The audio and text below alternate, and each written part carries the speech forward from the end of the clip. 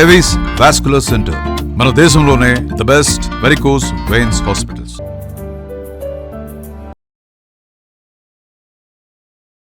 నమస్తే రమగారు. నమస్తే జయ. రమగారు, అక్షయ తృతీయ ఈ నెలలోనే ఉంది మనకి. వైశాఖ శుద్ధ తదియ.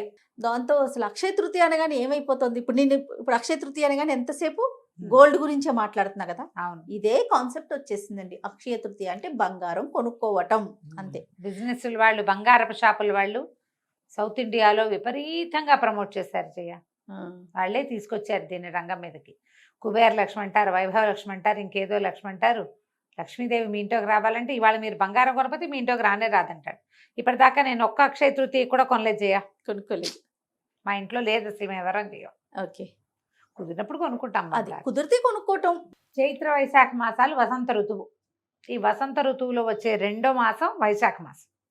ఈ వైశాఖంలో వచ్చే తృతీయ రోజున ఇక్కడ ఈ ఒక రోజుకి ఎన్ని అద్భుతమైన విషయాలు చెప్తారో. నరసింహస్వామి ఆవిర్భవించిన రోజు అంటారు, ప్రహ్లాదుడికి కనపడిన రోజు. ఒక పాయింట్ ఒక చోట చెప్తారు. హయగ్రీవావతారం వచ్చింది ఈ రోజేనంటారు ఇంకొక చోట. లక్ష్మీదేవి కనపడింది ఈ రోజే అంటారు ఇంకొక చోట. రాముల వారి పట్టాభిషేకం అంటారు. అన్ని నెలల్లోనూ రాముల వారి పట్టాభిషేకం కనపడుతుంది. ఒక్కో పురాణంలో ఒక్కొక్క రకమైన గాథలు కనిపిస్తాయి. మనకి పండుగలు, పర్వదినాలు అని రెండు పాయింట్లు ఉంటాయి జయ కదా.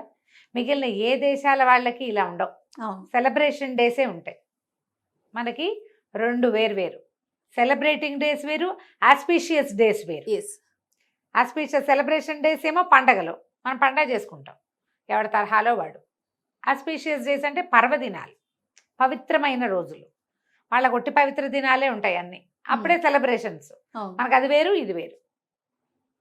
పైగా ఒక్కొక్క రాష్ట్రంలో, ఒక్కొక్క ప్రాంతంలో, మన రాష్ట్ర తెలుగు రాష్ట్రాల్లోనే ప్రాంతాల వారీగా ఈ పూజా విధానాలు కొంచెం మారుతాయి. ఈ అక్షయ తృతీయ నాడు ఏంటంటే ఈ రోజున ఏది చేసినా అది అక్షయం అవుతుంది. శుభం, అది పాయింట్. శుభం కాదు, డబల్ త్రిబుల్ అవుతుంది. ఓహో, అక్షయం అవుతుందా? అక్షయం అవుతుంది, అక్షయంగా అవుతుంది. అక్షయంగా అవటం అంటే ఏంటంటే అబండెన్స్ ఉంటుంది, చాలా సమృద్ధి, వృద్ధి చెందుతుంది. ఓ గ్రామ్ బంగారం ఇప్పుడు కొనుక్కుంటే ఏడాదంతా మనకు బంగారం కొనుక్కునే అవకాశం లభిస్తుంది. ఈ అక్షయం అవుతుందన్న ఒక పాయింట్ పట్టుకొని మనకి బంగారానికి ప్రమోషన్ జరిగింది. ఇది మంచిదే. బంగారం కొనుక్కుంటాం, ఈ రూపాయన అయినా మనకు బంగారం అవసరం కదా. పెట్టుబడులకు అవసరము, ఆడపిల్లలకి ఇచ్చుకోవడానికి అవసరము, మనకే ఏదైనా ఏమన్నా దాన్ని డబ్బు ఆపదకి ఆదుకునే బంగారం పోనీ, ఇది మంచిదే. కానీ అదే పిచ్చిగా పడక్కర్లేదమ్మా, పడక్కర్లేదు. ఈ రోజున మనం ఏం చేయొచ్చు? ఇప్పుడు చేసినటువంటి దైవ పూజ, ఈ రోజున చేసేటటువంటి పితృ ఆరాధన అంటే పితృదేవతల ఆరాధన. తర్వాత ఈ రోజున చేసినటువంటి దానము, హోమము, జపము, తపము అన్నీ అక్షయం అవుతాయి. దీంతో పాటు కొనుక్కుని ఏదైనా వస్తువు తెచ్చుకోవటం కూడా. ఏదైనా మంచి వస్తువు మీరు కొనుక్కోదలుచుకుంది, నెయిల్ పాలిష్లు కావాలా, నెయిల్ పాలిష్ కొనుక్కో, పెరుగుతాయి. నగ కావాలి, నగలు కొనుక్కో, నగలు పెరుగుతాయి. మనం ఏం చేసాము? ఈ దానము, జపము, హోమము, పూజా విధానం అన్ని వదిలిపెట్టేసి ఓన్లీ గోల్డ్ మీదకి వెళ్ళాం. అవును కాదు, ఇది ఈ రోజున మనం పూజ బాగా చేసుకోవాలి. శుభంగా జరుగుతుంది, సంవత్సరం అంతా పూజ జరుగుతుంది మన ఇంట్లో.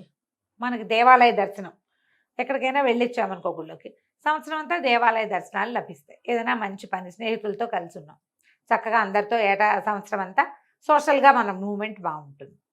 పూజ జపం చేసుకోవటం, తపం చేసుకోవటం, తర్వాత మోయనివ్వటం ఎవరైనా పెద్దవాళ్ళకి, బ్రాహ్మణులకి ఏమంటారు, మన దేవాలయాల్లో ఉండే అర్చకులు, పురోహితులు ఎవరికైనా మన నాన్న పేరు, తాత పేరు, అమ్మమ్మ పేరు చెప్పి వాళ్ళకి పొత్తర్లు ఇవ్వటం, అవి కూడా చాలా మంచిది.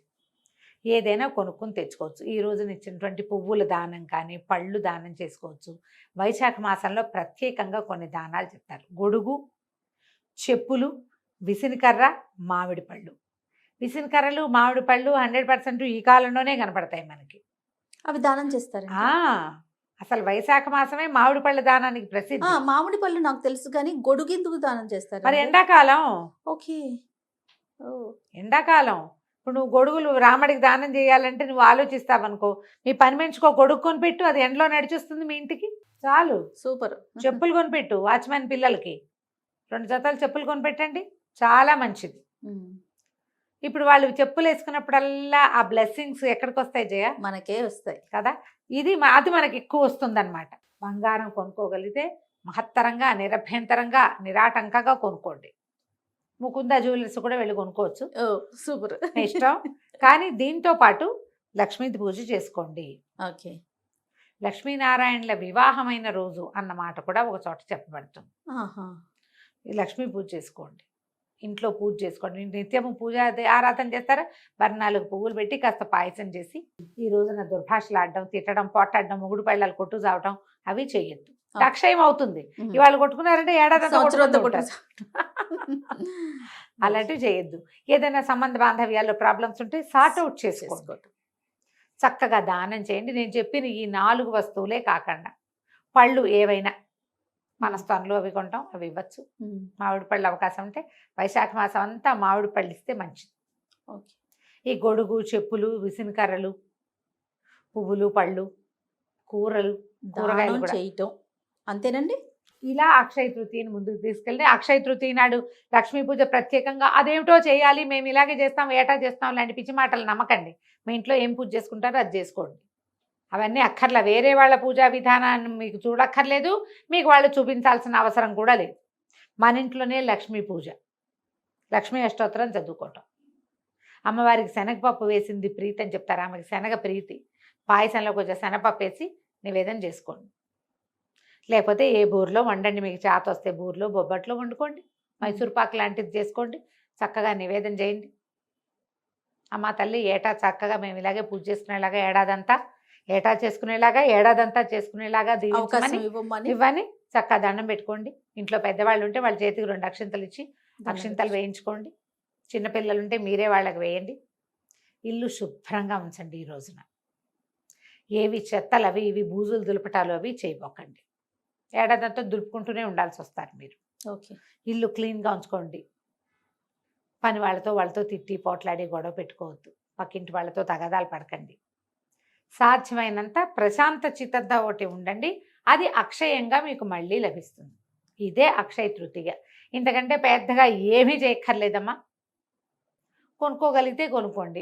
నిన్న ఎవరో గురుగారు చెప్తున్నారు, ఒకవేళ మీరు బంగారం కొనలేకపోతే లవణం కొనుక్కోమంటున్నారు. ఉప్పు కొనుక్కోవచ్చట ఈ రోజున. ఉప్పు కూడా బంగారంతో సమానము అని నేను ఎప్పుడు వినలా, ఆయన ఎవరో చెప్పారు నేను. ఓకే. మంచి మాటే. అంతేగా. రైట్. ఏం కొనలేకపోయామని దిగులు పడకుండా ఏదో ఒకటి కొనుక్కొచ్చుకోండి హాయిగా. మీరు సరే బంగారం అంటే మీ ఇష్టం, ఇంకేం కొంటారు? ఏం కొన్న చేయాలి, వంటింట్లోకి ఏం కొనుక్కోరా? అలా అక్షయ తృతీయ వ్యవహారంగా నేను ఎప్పుడు చేయలేదు చేయాలి. ఒకవేళ కొందలుచుకుంటే అలా ఏదైనా అనిపించింది అనుకో, ఏదో ఒకటి యుటెన్సిల్ ఉంటాయి కదా ఇంట్లో సామాన్లు అవసరమైనవి, అవి కొనేస్తారా? పూజ చేసుకుంటాం. పర్వదినం అంటే పూజ పెంచుతాను చేయ నా స్టైల్ అది. ఏదైనా సరే. ఓకే. పూజా విధానాన్ని కొంచెం ఏ దైవానికి సంబంధించిందిగా చెప్పబడుతుందో వాళ్ళు ఇంకో 2-3 స్తోత్రాలు అదనంగా చదువుకుంటారు. ఈ రోజువారీ నివేదన కాకుండా ఇంకేమైనా కొంచెం తయారు చేస్తా. నేను పోటాట్లు గిటాట్లు వాటి జోలికి నేను వెళ్ళను. అదే కదా, అది జరగవు సాధారణంగా. ఎవరి గొడవల్లోకి నేను వెళ్ళను. అవును. ఓ దండం పెట్టుకుంటాను. ఎక్కువ కృష్ణారామ అనుకుంటా నేను. అంతే. రైట్ రవి గారు, నమస్తే. నమస్తే.